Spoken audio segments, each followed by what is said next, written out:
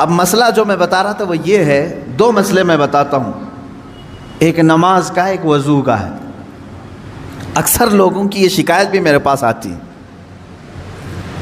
استنجا کر کے آئے، پیشاب کر کے باہر آئے، وضو کرنے کے لیے بیٹھے تو ایسا لگ رہا ہے کہ قطرہ ٹپک رہا ہے یا پیشاب کا قطرہ پھر سے نکل گیا۔ ایسے کئی لوگوں کو ہوتا ہے، پھر گئے وہ، پھر دھو کر کے آئے، پھر لگا کہ نہیں پیشاب کا قطرہ نکل رہا ہے۔ یہ اطمینان نہیں ہوتا کچھ لوگوں کو۔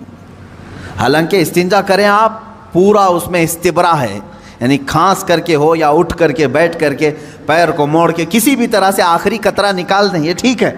لیکن اس کے بعد آپ وضو کرنے کے لیے آئے، تب یہ وسوسہ آ رہا ہے، پیشاب کا قطرہ نکلا، پیشاب کا قطرہ نکلا۔ اب کیا حکم کیا ہے آپ کے لیے؟ ایک نمبر 1 یہ وضو کا مسئلہ، اس کا بھی حکم میں بتاؤں۔ دوسرا مسئلہ سن لیں، نماز 4 رکعت ظہر کی پڑھنے کے لیے کھڑے تھے، یا 4 رکعت عصر یا عشاء کی، 2 رکعت پڑھے، تیسری رکعت میں کھڑے ہوئے تھے، اب شک ہونے لگا کہ دوسری ہے کہ تیسری ہے۔ تیسری میں کھڑے تھے، یہ شک ہونے لگا یہ چوتھی ہوگی کہ تیسری ہوگی۔ ایسا ہوتا ہے بہت سارے لوگ۔ نماز کا ایک مسئلہ یہ ہے، آپ وضو کا ہے، دونوں کا حکم کیا ہے اس سے میں آپ کو اپنی زندگی کے متعلق بتاؤں گا۔ پہلا والا جو مسئلہ ہے پیشاب کے قطرے کا، پہلی مرتبہ ایسا کبھی ہوا ہے تو جاؤ دھل لو۔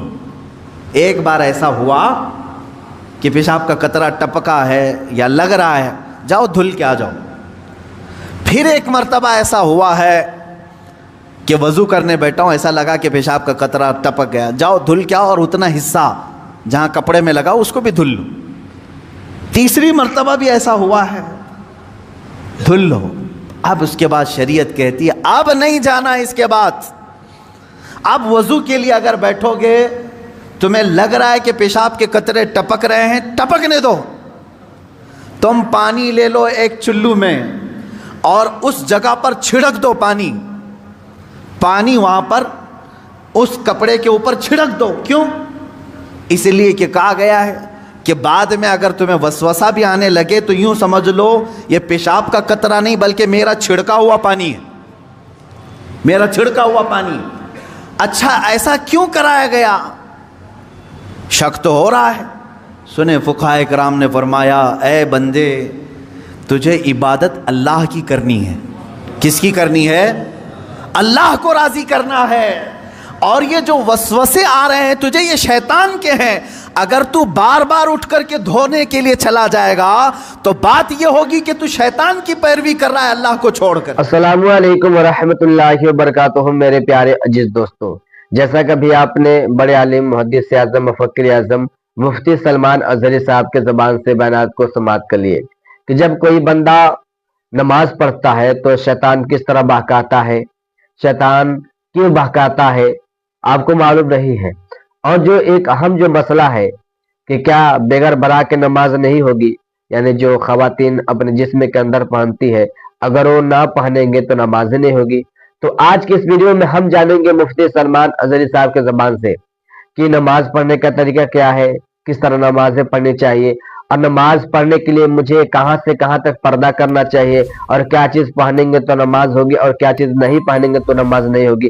چلیے یہ سب انفارمیشن جاننے کے لیے ہم اور آپ دونوں مل کر مفتی سلمان اظہری صاحب کے زبان سے بیانات کو سماعت کر لیتے ہیں۔ اور آپ اگر علی نیٹ ورک کے چینل پر پہلی مرتبہ ہے تو چینل کو بھی سبسکرائب کر کے جڑ جائے تاکہ ہر دن ایک اچھی خبر آپ تک ملتا رہے۔ دوسرا مسئلہ نماز کا کہ جس میں اگر 3 میں 4 میں شک ہو، ایک بار ہو گیا تو چلو دوہرا لو، 2 بار ہو گیا تو چلو ٹھیک ہے، جتنا یقین ہے اس کے آگے کی رکعتیں پڑھ لو۔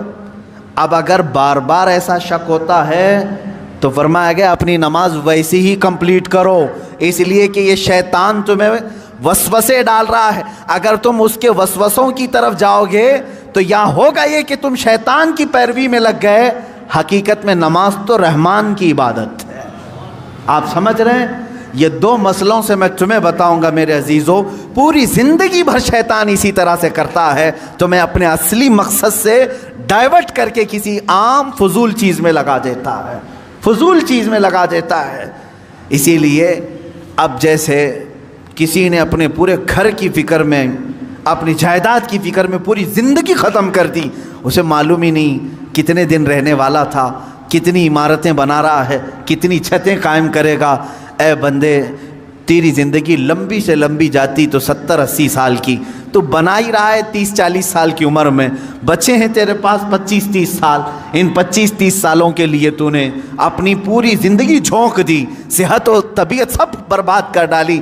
لیکن جہاں 100 سال سونا ہے کہ 200 سال کہ 500 سال کہ 1000 سال، ہمیں معلوم نہیں قبرستان میں کتنا سونا ہے، وہاں کے لیے بندہ ایک رات کی بھی عبادت کرنے کو تیار نہیں، ایک تسبیح گھمانے کو بھی تیار نہیں، وہاں کی عمارت تیار کرنے کو بندہ تیار نہیں۔ یہ شیطان ڈائیورٹ کر چکا ہے تمہیں، تمہاری اصلی منزل تو وہ تھی، تمہیں لگا دیا کسی اور کام میں، تمہیں لگا دیا کسی اور کام میں۔ عزیزان گرامی، اسی لیے تو شاعر نے کہا تھا، آگاہ اپنی موت سے کوئی بشر نہیں، سامان 100 برس کا ہے پل کی خبر نہیں، 100 برس کے پلان ہے پل کی خبر نہیں۔ تو شیطان اس طرح سے جو ہر زندگی میں ڈائیورٹ کرتا ہے۔ اب میں آپ کو بتاؤں ایک چیز، جن چیزوں کو ہم سمجھتے ہیں کہ یہی کل ہے دنیا میں، نوجوان یہ سمجھتا ہے کہ ایک خوبصورت لڑکی مل جائے پوری زندگی ہے، دیکھو اسی پر تو شعر و شاعری کرتا ہے، اسی پر تو پوری محبت کے نغمے گاتا ہے، اسے معلوم نہیں کتنے دن کیا یہ عائش ہے۔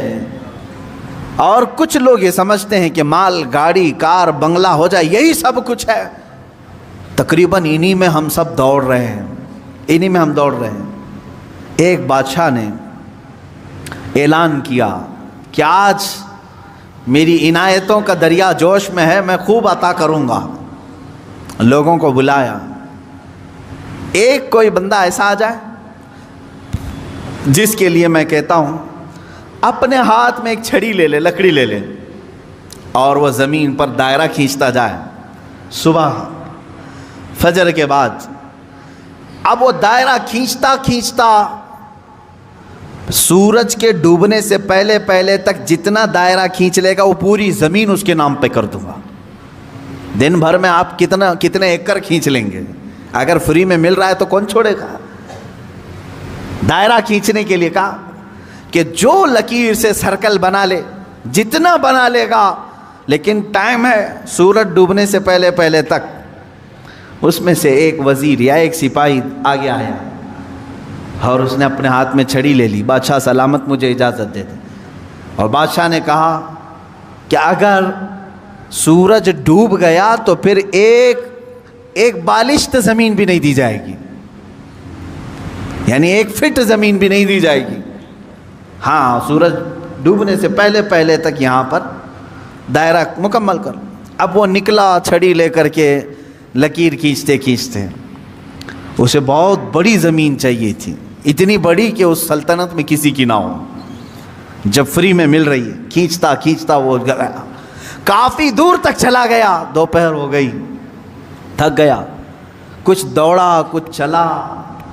اب جب دوپہر ہو کر سورج ڈھلنے لگا تو اس نے سوچا واپس ہو جاتے، چونکہ جہاں سے میں دائرہ کھینچا ہوں وہاں تک لا کر کے لکیر کو ملانا ہے، اتنی زمین میرے نام پہ۔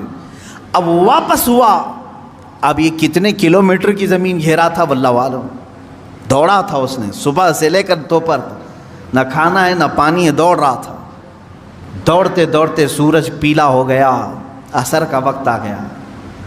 اب اس نے دیکھا کہ بادشاہ کا محل اور سپاہی سب قریب نظر آ رہے ہیں، دل میں ٹھنڈک ہو گئی، میں پہنچ جاؤں گا سورج کے ڈوبنے سے پہلے پہلے، میرے بگننگ پوائنٹ جو ہے جہاں سے سٹارٹ ہوا تو وہاں تک پہنچنا ہے مجھے، لیکن تھک گیا تھا۔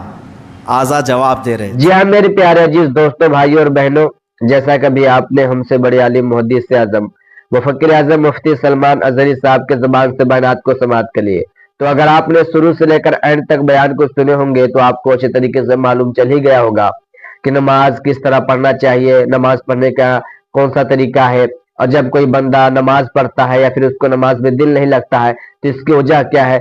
معلوم ہے جب اللہ نے اپنی عبادت کرنے کا حکم دیا نا تو سارے لوگ اس کی عبادت کی کیے، لیکن صرف ایک نہیں کیا، وہ کون تھا؟ شیطان تھا۔ وہ اللہ کی باتوں کو نہیں مانا, ٹال دیا باتوں کو, اور کہا کہ میں تیرے بندے کو بہکاؤں گا. تو اللہ رب العزت نے اس شیطان سے کیا کہا کہ تم میرے بندے کو بہکانا, لیکن میں اس کو معاف کر دوں گا. تو ویسا نہیں ہے کہ اللہ معاف کرے گا تو آپ نماز چھوڑ دیں گے, نہیں, آپ نماز ادا کریں. تو آپ کو اچھی طریقے سے مفتی سلمان اظہری صاحب نے انفارمیشن دے دی ہے.